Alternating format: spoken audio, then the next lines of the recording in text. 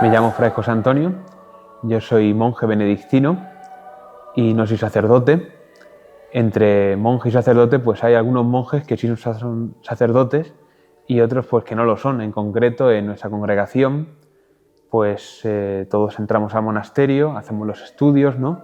Y luego pues es con ayuda del superior con el que se discierne, ¿no? Se ve si uno tiene vocación sacerdotal aparte de la vocación monástica, ¿no? Porque la vocación sacerdotal de alguna manera complementa, ¿no? Y encaja muy bien con el sentido de la vocación monástica, que es la consagración total a Dios. Soy Santiago Cantera, Montenegro, soy el actual prior, administrador de la abadía, el superior de la comunidad benedictina. Ingresé con 30 años, en el año 2002, había sido antes profesor de historia y soy monje y sacerdote.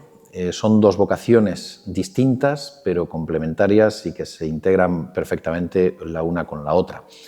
El monje es un religioso que vive la vida monástica, una vida de búsqueda de Dios, en el retiro, en la soledad, una búsqueda contemplativa de Dios, con una oración litúrgica a lo largo del día, el rezo del oficio divino, la obra de Dios, como la llama San Benito, con el rezo de las horas canónicas, que van dando sentido a través de textos bíblicos y de textos de la tradición de la Iglesia a la vida del monje, y es la oración de la Iglesia. El monje intercede por toda la Iglesia, tiene esa labor de interceder por la Iglesia, y en esos tiempos intermedios, en esos momentos, entre los momentos de oración, se insertan otros dos elementos clásicos del monacato, como son el trabajo y la lección divina, la lectura espiritual bajo la guía del Espíritu Santo, que también supone un alimento para la oración. El nombre es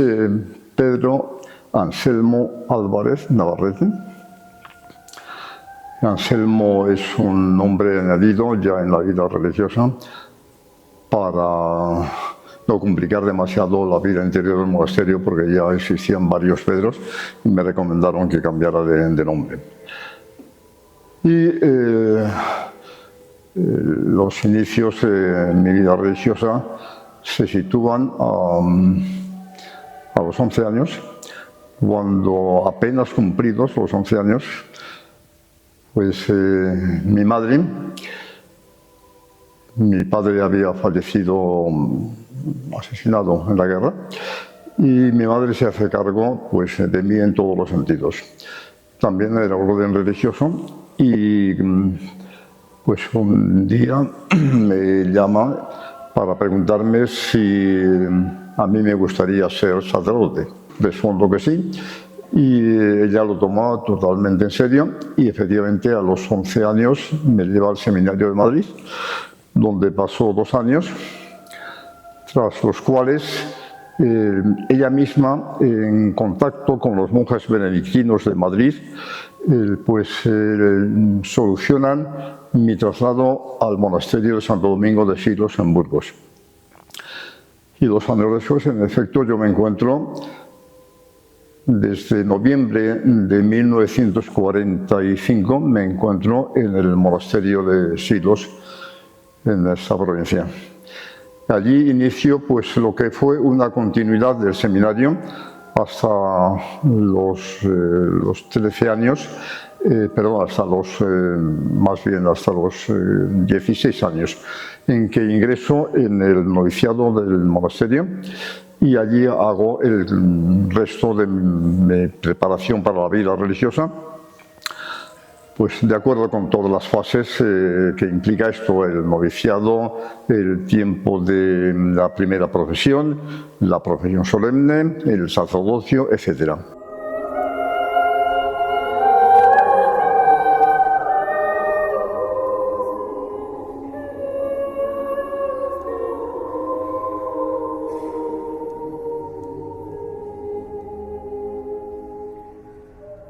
El sacerdote también tiene una labor en gran medida de intercesión. El sacerdote católico participa del sacerdocio de Cristo, que es el sumo sacerdote. El sacerdote se vincula, por lo tanto, de un modo personalísimo a la persona de Cristo, y desarrolla esa labor de intercesión, de mediación propia de Cristo, que se vale de los sacerdotes también para prolongar su obra redentora del mundo. El sacerdote está llamando de un modo especial a celebrar el santo sacrificio de la misa, que es la renovación, la actualización del sacrificio de Cristo en la cruz y también de su gloria, de su resurrección, de su ascensión. Supera las barreras del tiempo y del espacio y está llamado también a un ministerio con los fieles para insertarlos a la vida de la gracia, a la vida de Cristo. Entonces son dos vocaciones diferentes pero que se integran perfectamente, dos labores de intercesión, dos labores de interceder ante Dios por los hombres y las necesidades de la humanidad y de la Iglesia y de alcanzar de Dios que derrame sus gracias sobre ellos. El papel del monje dentro de la Iglesia tiene que ver con la vida contemplativa, con la entrega completa al Señor, con la oración sobre todo, ¿no? Estar en el corazón de la Iglesia para pedir al Señor por todos, ¿no? Es un darse a imitación de Cristo por el mundo entero. No es una idea egoísta, ¿no? No es un retiro en el sentido en que uno se aparta del mundo por un egoísmo, porque busca su propio bien, sino que es un apartarse del mundo para que esa muerte al mundo sea fecunda, ¿no? Si el trigo no cae en tierra y muere, no da fruto, ¿no? El sentido del monje, de la vida monástica, es esa, ¿no? Un darse al mundo por la vida contemplativa, por la oración, ¿no? Por la vivencia de la fe en comunidad. Aquí en el monasterio de Silos paso aproximadamente 12 años que, vistos con la perspectiva de los que tengo, creo que los debo considerar como los años más ricos de mi vida, en el sentido de que fueron los años de una explosión vital extraordinaria, vital, espiritual también, por supuesto, intelectual en todos los órdenes de cosas. De improviso me encuentro pues con cosas que yo nunca había sospechado que contenía la vida humana y la vida religiosa. Y todo eso me llena de euforia, me llena de proyectos para el futuro, aunque los proyectos solamente podían tener lugar dentro de lo que era la vida monástica, pero me resultaban suficientemente interesantes, atractivos, llenos de una riqueza de contenido que me atraía infinitamente. La contemplación es la unión con Dios plena, ver a Dios. Esto puede sonar como un poco lejano, un poco raro quizá, pero no es tan raro como puede parecer, porque la contemplación se puede definir también como aquello que está en el corazón de todo hombre. Y esto es un misterio, ¿no? A veces se dice, ¿no?, como que el cristianismo tiene que ver con la represión, con que uno oculte el deseo, con que uno se esconda, con que uno como que se falsifica, ¿no? Y no es eso el cristianismo. El cristianismo en el fondo es dar rienda suelta al deseo más profundo que hay en el corazón de todo hombre, que es ver a Dios. Yo quiero ver a Dios. Pues para llegar a ver a Dios, ese es un camino. Y esto quizá no pueda responderse así en poco tiempo, ¿no? Pero se pueden dar claves. San Agustín, ¿no?, dice aquello tan famoso de «noli foras ire», ¿no? No quieras ir fuera porque dentro de ti habita Dios realmente, ¿no? A veces buscamos a Dios pues en 1000 sitios, buscamos a Dios lejos, buscamos a Dios y sin embargo Dios está muy dentro de ti. Búscalo, ve ahí, ¿no?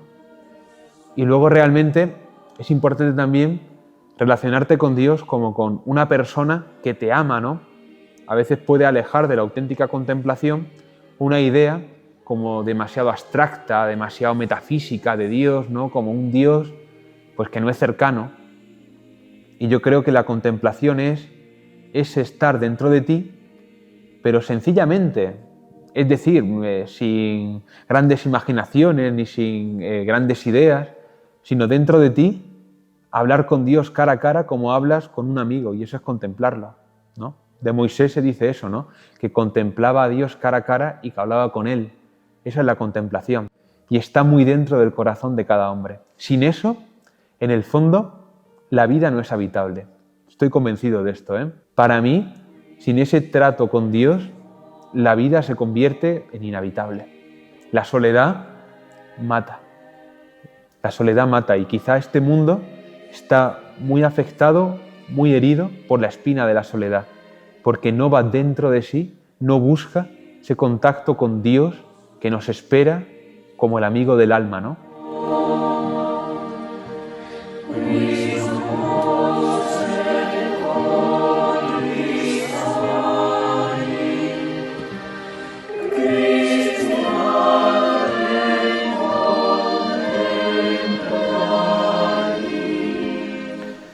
El monje, su forma concreta de vivir el Evangelio en el día a día es el cumplimiento, la observancia, no solamente externo, sino el vivir interiormente en profundidad la regla, en nuestro caso la regla de San Benito. Para nosotros decimos muchas veces que la regla de San Benito es la concreción del Evangelio. Para el monje es cómo vivir la vida de Cristo y las enseñanzas de Cristo en el día a día, pues a través de esas pautas que nos da nuestro Padre San Benito de cómo organizar el día, cómo enfocar nuestra vida en el día a día. Entonces esa es la plasmación y la forma en que nosotros podemos llevar a otras personas a vivir el Evangelio, a descubrirlo, es a través de nuestra vida de oración y de intercesión, a través pues, de nuestra vida escondida, que muchas veces las personas lo descubren a través de nuestras hospederías, que se acercan a ellas,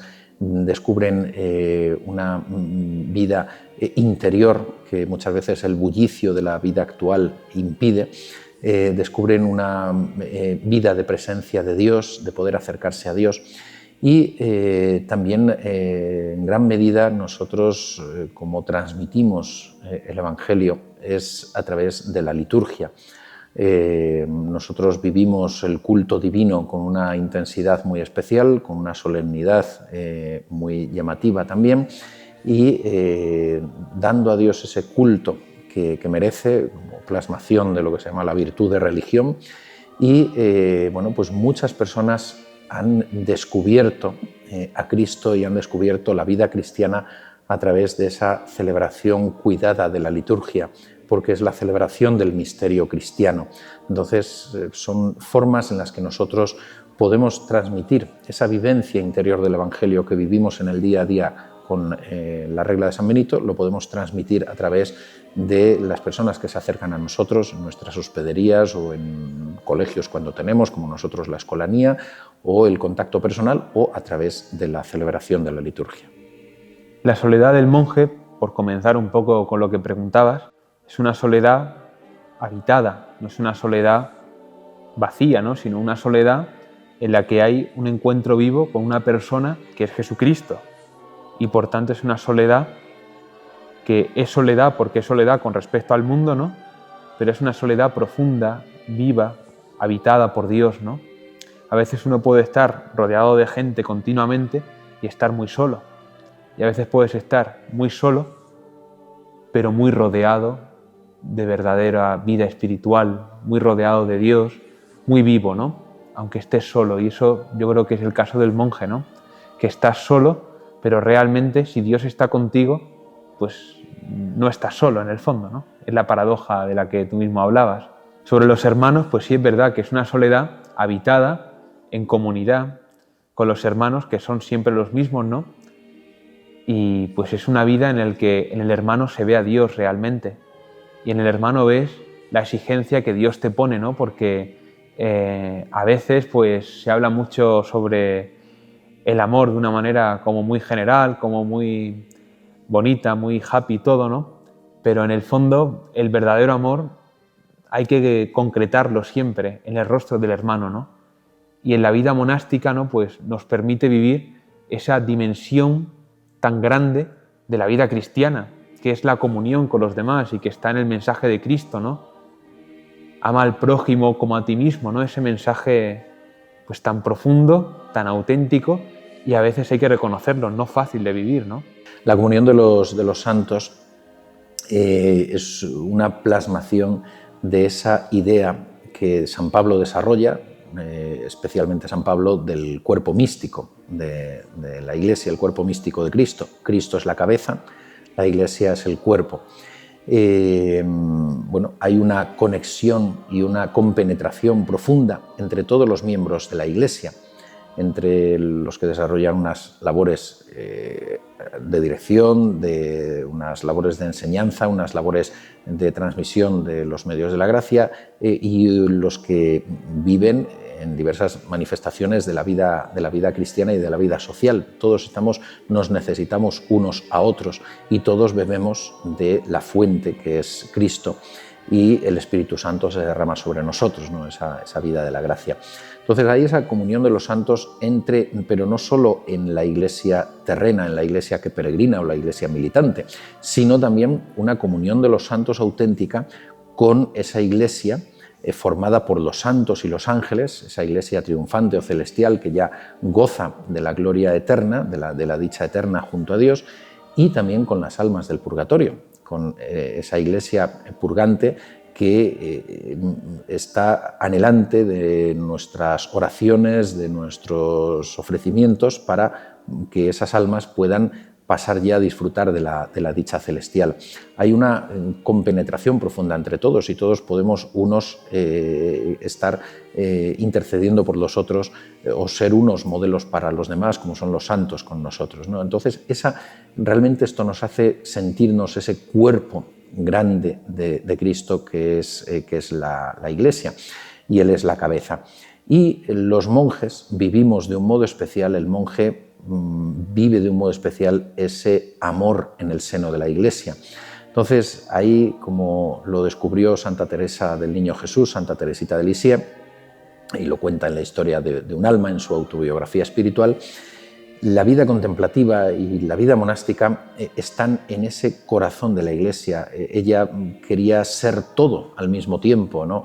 Y meditando las palabras de San Pablo comprendió que en la vida de la Iglesia, igual que en el cuerpo, hace falta el corazón. Entonces, en la vida de la Iglesia, que es mi madre, yo seré el amor. Es el amor que infunde, que da vida a todos los demás miembros de la Iglesia. Bueno, pues eso es la vida monástica, eso es la vida contemplativa.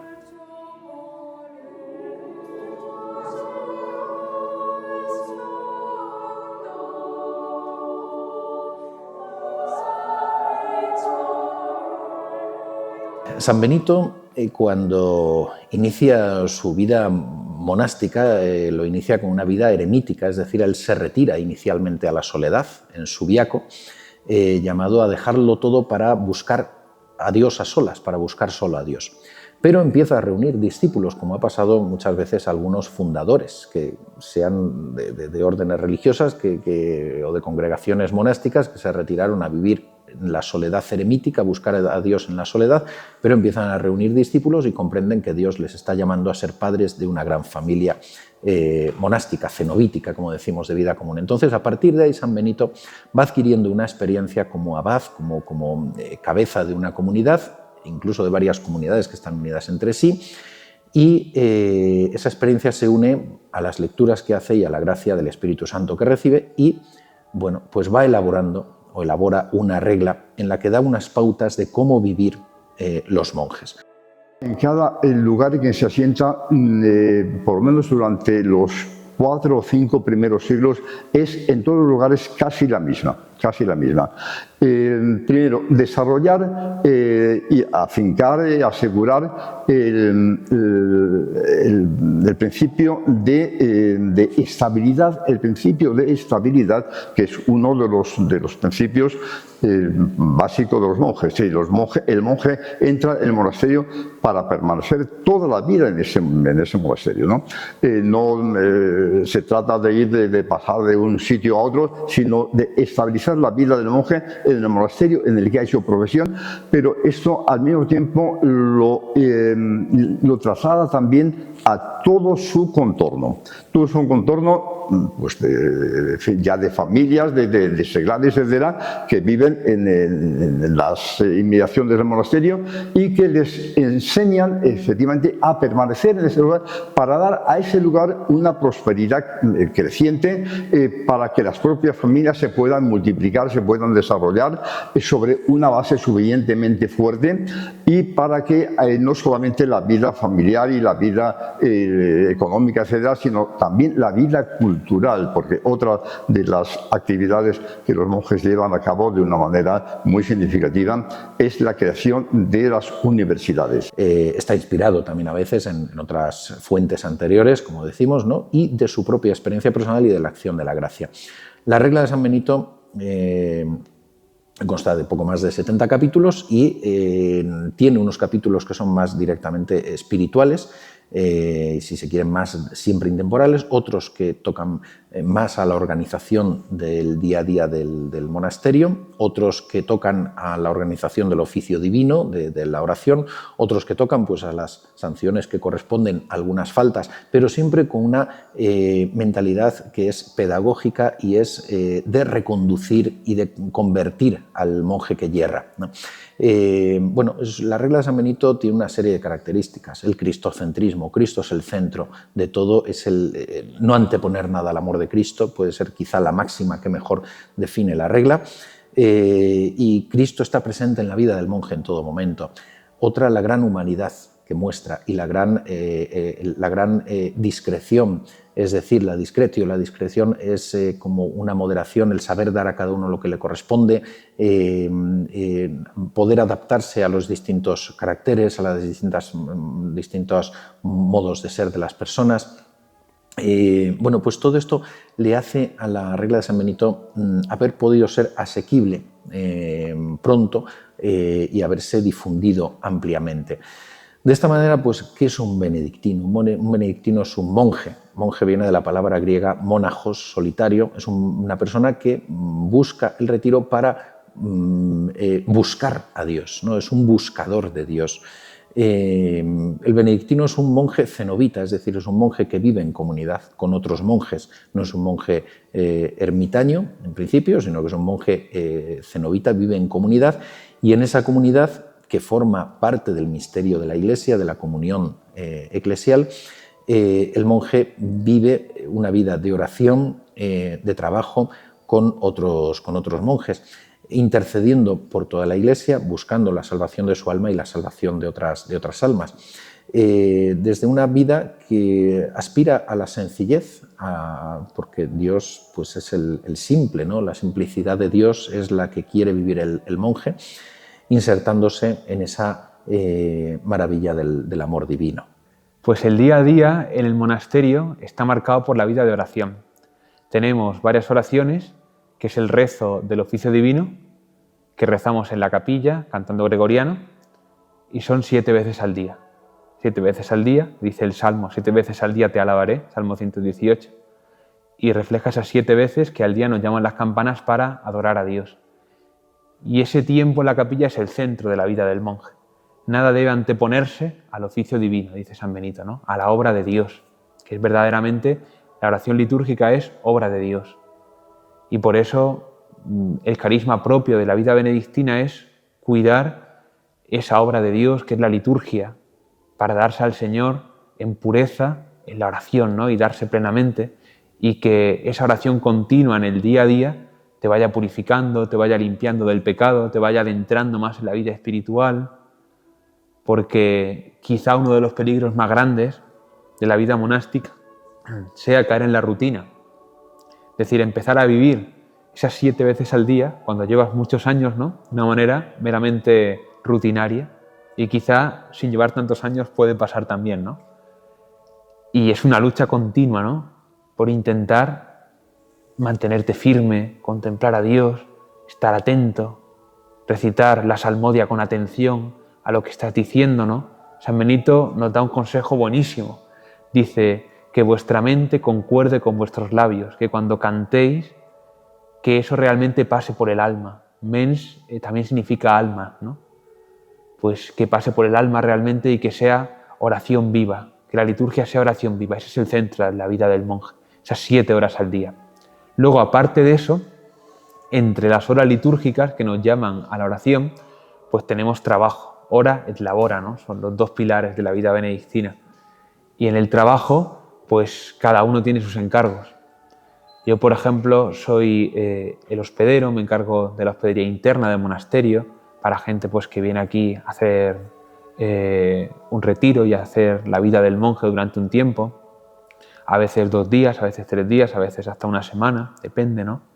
Pues de atenderlos, de acogerlos, que es algo muy propio del carisma benedictino también, la acogida en el monasterio y dar pues el don de la vida monástica a todo el que lo desee, ¿no? Ser verdaderamente un oasis en medio del mundo, que el monasterio se convierta en un sitio, una fuente de agua donde pueda acudir todo cristiano que tenga sed de Dios. Y también pues otros encargos, ¿no? El que cada uno tenga. También aquí en el Valle de los Caídos tenemos la escolanía y algunos monjes somos profesores, yo doy clase allí, ¿no? Y también pues la atención espiritual de los chicos, ¿no? Pues hablar con ellos, ayudarles, ¿no? En su vida. También pues encargos más básicos, ¿no? De tipo trabajo manual. Por las mañanas me encargo de poner el desayuno todas las mañanas. Eso ya depende de cada monje, ¿no? Pero el centro, que es lo que hacemos realmente en común, y también, bueno, hay más cosas que hacemos en común, ¿no? Pero principalmente la vida de oración comunitaria, que es la liturgia, ¿no? Y que es el centro de la vida del monje. Aparte, lógicamente, de esa oración comunitaria, el monje busca momentos de encuentro solitario y personal con Dios que son fundamentales, ¿no? Y sin los cuales la vocación monástica no se sostendría, sino el encuentro vital, personal con Cristo cada día en el sagrario, ¿no? Como toda vida cristiana que desea ese encuentro verdaderamente. Encuentro en la liturgia, encuentro vivo, verdadero, y también encuentro en el sagrario, personal, ¿no? Sustancialmente no ha cambiado ni un ápice la vida religiosa establecida por San Benito en el siglo VI a la que se vive hoy.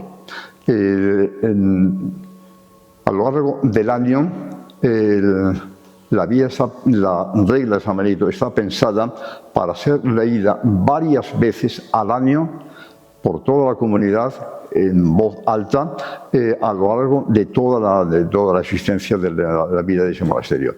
Y cuando se lee una y otra vez, uno se da cuenta de que efectivamente la regla escrita al comienzo del siglo VI es la misma que se vive hoy básicamente. El voto de estabilidad es característico de la regla de San Benito y de aquellos que han mantenido la regla de San Benito una inspiración benedictina, ¿no? Como son, por ejemplo, también los cartujos, que es una orden monástica que, aunque no nace del tronco benedictino, pero tiene también esos votos.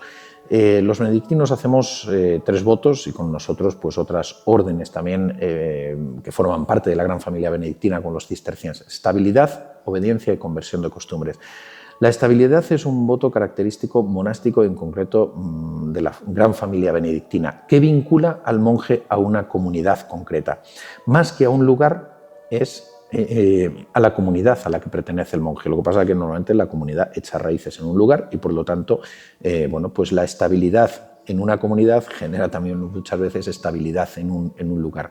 Desde el punto de vista de la eficacia, de la fecundidad de la vida religiosa, de la vida humana, de todas las actividades del monasterio, de todo lo que significa la entrega a Dios, la entrega a una tarea determinada, es mucho más eficaz cuando esta tarea se realiza de manera habitual en un lugar fijo que cuando se está trasladando de un lugar a otro. La estabilidad realmente es un valor y también una virtud, de algún modo que va hoy contracorriente, ¿no? En un mundo de constante cambio, de constante flujo, de constante devenir, de inestabilidad absoluta, de querer cambiar y tener novedades continuamente. Bueno, la estabilidad parece que rompe con esto, ¿no? Estabilidad en un lugar, estabilidad con una misma comunidad, con unas mismas personas. Pero, en el fondo, la estabilidad ayuda también a estabilizar a la persona, ¿no?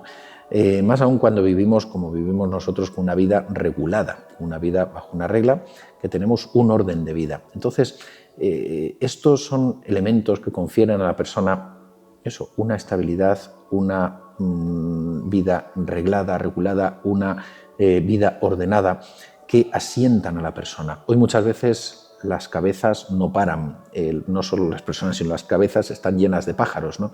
El tener la estabilidad proporciona una serenidad interior, una serenidad en el pensamiento también, que favorece realmente el desarrollo de la personalidad y al mismo tiempo el valorar también a aquellos con los que se convive, ¿no?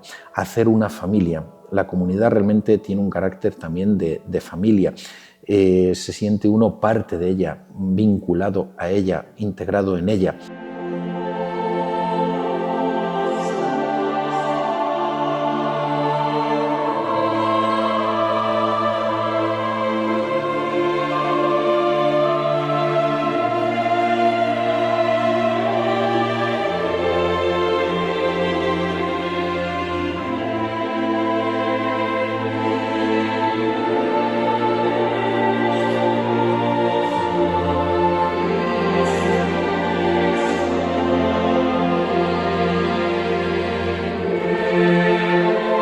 Pero en estas, un día al monasterio de Silos llega la propuesta que había recibido el padre Justo Pérez de Urbel para que los monjes de Silos se hicieran cargo de la nueva abadía de Santa Cruz del Valle de los Caídos. Y yo, como madrileño que soy de nacimiento y como hijo de caído, hijo y hermano de caído, pues me interesó mucho en principio esta idea.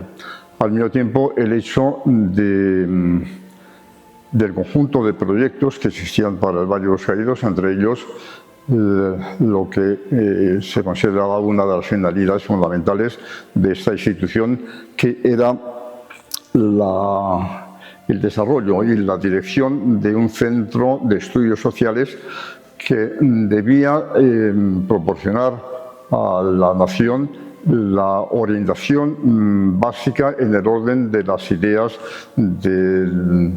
relacionadas con el pensamiento social, con la organización social del Estado y de la propia sociedad española. El monje benedictino del Valle de los Caídos une a la vocación general del monje benedictino, ese ora et labora, esa búsqueda constante e intensa de Dios en el retiro y en la soledad, con una aspiración estética y mística. Une también unas dimensiones particulares propias del lugar, ¿no? Por una parte, la oración por España, por la paz de España y por las almas de todos los caídos de uno y de otro bando que murieron en la Guerra Española de 1936 al 39, para que sus almas alcancen la paz y la dicha celestial. También aquí el monje adquiere una dimensión del cuidado de la liturgia muy singular, que es propio de la espiritualidad benedictina, es cierto, y de nuestra congregación benedictina de Solesmes, pero aquí es verdad que lo tenemos incluso con una pequeña dimensión educativo-musical, como es nuestra escolanía. Bien, pues esto es lo que me hizo pensar en la posibilidad de traslado aquí al Valle de los Caídos. Y yo, llegado el momento, fui designado para trasladarme aquí. Ciertamente hubo dificultades en las relaciones pues, entre las dos instituciones de la abadía y el Patrimonio Nacional, pero más o menos las pudimos ir superando y la comunidad se fue consolidando, fue creciendo, y de los primeros 20 monjes que llegamos, respectivamente debíamos ser como mínimo 20 monjes, pues bueno, aquel número se fue multiplicando y con el paso del tiempo pues el número prácticamente se multiplicó y pues empezamos a realizar aquí lo que es la vida monástica, simultaneándola con lo que era la vida propia de la Fundación, con las finalidades propias de la Fundación. Finalidades que eran, por una parte, las actividades propias del Centro de Estudios Sociales, pero al mismo tiempo todo lo relacionado con la vida de la Basílica, toda la liturgia del Valle centrada en la Basílica, y simultáneamente la vida de la escolanía, porque estaba previsto también en los estatutos de la Fundación que aquí debía existir una escolanía de niños cantores para acompañar el culto, en definitiva, pero al mismo tiempo para proporcionarles la educación propia de la edad. Estas dos últimas finalidades, la escolanía y la vida propia de la comunidad y al mismo tiempo lo que es el culto en la Basílica, se han mantenido con una continuidad perfecta desde el primer día. No así el Centro de Estudios Sociales, que estuvo funcionando solamente durante 22 años. Y en un momento determinado, sin que supiéramos exactamente por qué, sin que hubiera habido incluso ninguna clase de noticia o de notificación específica de lo que estaba sucediendo, pero supimos que el centro había dejado de existir, que había dejado de realizar cualquier clase de actividad. Insisto, en este momento todavía no sabemos el por qué las cosas ocurrieron de esta manera. Y una labor también en gran medida cultural. La presencia benedictina confiere un valor de cuidado de la cultura, de estudio al lugar, porque la tradición benedictina ha estado muy vinculada siempre al estudio de la cultura europea, ha sido quien forjó en lo que es la cultura europea y la civilización occidental, la cristiandad, en gran medida han sido los benedictinos, y también al monje le aporta un crecimiento en la vida interior. Entonces, bueno, pues esta dimensión de la cultura en el conocimiento de la historia de la Iglesia, de la liturgia, de la patrística, de la teología, de la historia de España también, son elementos que configuran también la vida del monje benedictino en el Valle de los Caídos. Una de las finalidades básicas del Valle, que es la reconciliación entre los españoles. Eso es uno de los temas que aparecen en el decreto ley de fundación del Valle de los Caídos, en el que se insiste más fuertemente y que nosotros hemos intentado llevar a cabo dentro de nuestras capacidades y de los medios que se pusieron al servicio de esta idea. Con la oración, con la celebración diaria de misas en favor de todos los difuntos, no solamente de los que están enterrados aquí, sino de todos los caídos en España, de un lado y de otro, y al mismo tiempo pues con una oración diaria por nuestra parte por todos los caídos y por los que son sucesores de un lado y de otro, para que efectivamente las desavenencias que tuvieron lugar y las desavenencias a veces irreconciliables, pues efectivamente se puedan reconciliar y podamos contar con una sociedad española lo más cercana posible entre todos sus hijos, entre todos sus miembros y pues sobre todo a través del símbolo de la cruz, que es el símbolo por excelencia de la reconciliación, pues esta idea efectivamente haga acto de presencia permanente en la vida de España.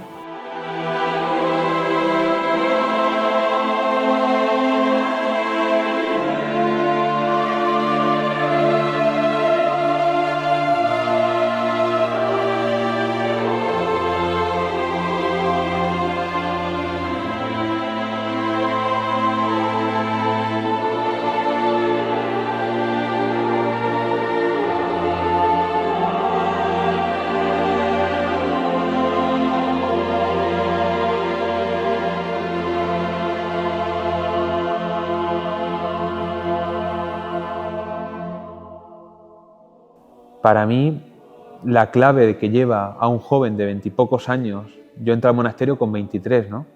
Lo que me llevó aquí fue encontrarme con ese deseo que no saciaba de ninguna manera, ¿no? Yo tenía un deseo de ver a Dios que no sabía en su momento que era deseo de ver a Dios, que era deseo de contemplar a Dios, pero que estaba ahí y que no se apagaba.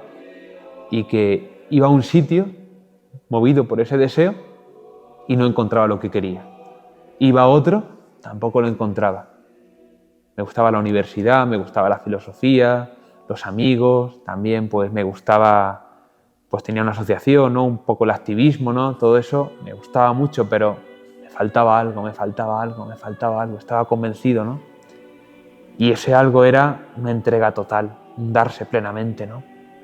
Lo que atrae, pues tú lo has dicho un poco, ¿no? Que es contracultural, es verdaderamente revolucionario, si se quiere, ¿no? Si se me permite usar esta palabra, ¿no? Que es un darse plenamente. Nosotros lo dejamos todo. Vivimos pobremente, nos damos a Dios con todo lo que tenemos, no nos dejamos nada y somos felices. Y es la paradoja que el mundo no comprende, ¿no? Lo dejándolo todo, lo tienes todo, ¿no? Y es eso, ¿no? Lo que lleva un joven de 23 años a hacerse monje es el deseo de contemplar a Dios y el deseo de una vida auténtica, radical, verdadera. Y eso está en el corazón, pues casi de todo hombre, ¿no? Ese deseo profundo, ¿no? La oración, por lo tanto, no es algo ajeno a la vida del cristiano, sino algo que forma parte de la vida cristiana. ¿A qué nos lleva la oración? Pues a una unión íntima del alma con Dios, a una unión estrecha con Dios. Santa Teresa de Jesús lo define muy bellamente, hablando de la oración, en el capítulo 8 del libro de la vida.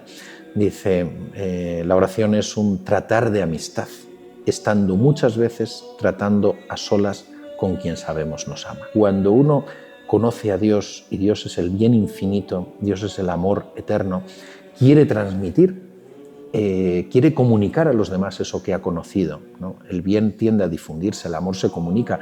Bueno, pues cuando uno vive esa vida de oración, que es vida de amor, quiere comunicarla a los demás. ¿Y cómo lo puede hacer? Pues fundamentalmente en la misma oración, intercediendo, pidiendo por aquellos a los que quiere llevar en la oración, y pidiendo a Dios que derrame sus gracias misteriosamente sobre aquellos otros de los que quiere hacer partícipes en su oración, incluso aquellos que le desconocen, aquellos que pecan y aquellos que incluso a lo mejor hasta le odian, ¿no? Pidiendo perdón por los hombres que no le aman.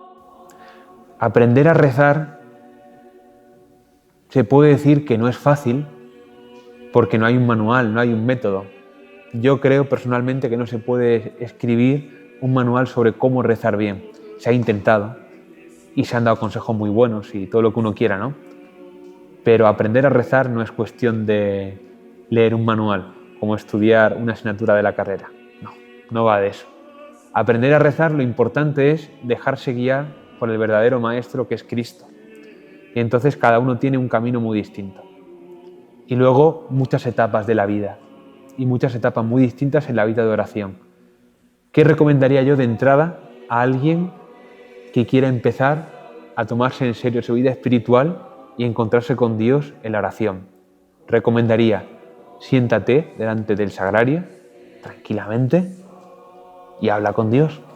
Cuéntale tu día a día, cuéntale tus dificultades, ábrele tu corazón, muéstrale tus heridas, ábrete a Él y el Señor te escucha. Y en ese misterio que es la escucha de Dios y la palabra de Dios, tu alma se va sanando y vas entrando, ¿no?, en esa misteriosa unión con Dios, que es la contemplación y la vida de oración, ¿no? Y luego, claro, esto es solo un comienzo, hay muchas etapas. Etapas de sequedad, etapas de silencio, etapas en las que Dios te habla mucho y tú callas, etapas en que no sabes rezar, etapas en que estar de rodillas te da mucha devoción, etapas en que no. Y lo importante de esto es ver que el que guía esos momentos de oración, esas etapas, es Dios. La clave para mí es dejarse llevar, confiar, en general, en la vida. O sea, dejar de ser uno mismo el que lleve las riendas y decir, sé tú, Dios mío, el que me guíes. Y eso en la oración, pero en toda la vida.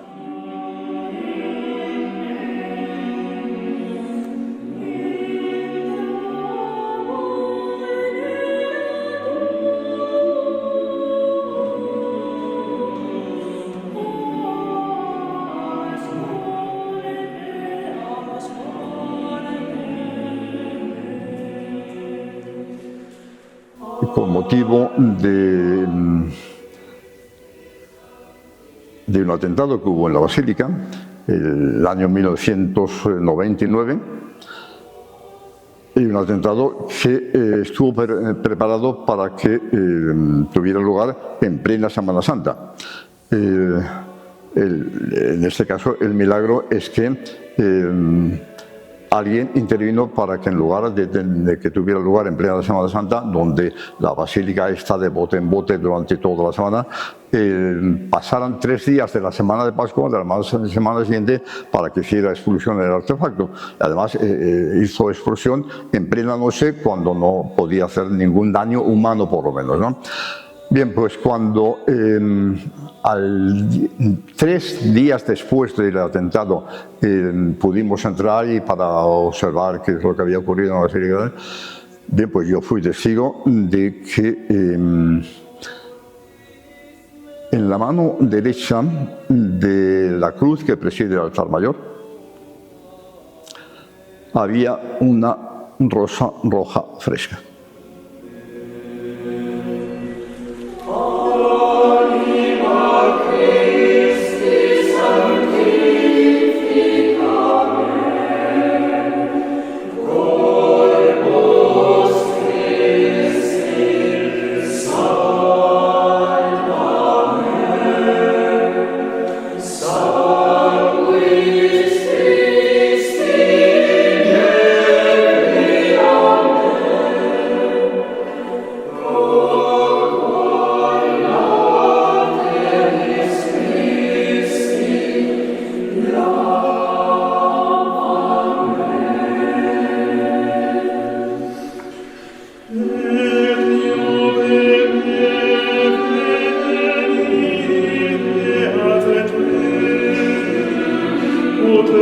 Sanctis Tuis Laudem